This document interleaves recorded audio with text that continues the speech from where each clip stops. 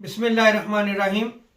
जब बंदा मोमिन नमाज के लिए आए तो उसके लिए लाजिम है कि वो अपनी तहारत को यकीनी बनाए, क्योंकि अगर उसकी तहारत नाकिस है तो इसका वबाल इमाम पर यह पड़ता है कि वो कुरान मजीद की जो आयात तिलावत करता है वो आयात कुरानियाँ उस पर मुतशाबे हो जाती हैं।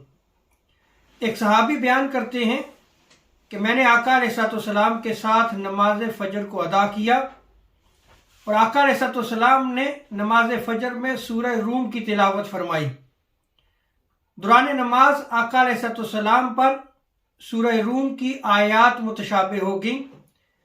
जब आका अलैहिस्सलाम नमाज से फारिग हुए तो आका अलैहिस्सलाम ने इरशाद फरमाया, तुम्हें क्या हो गया है कि तुम नमाज के लिए आते हो और कामिल तहारत को हासिल नहीं करते।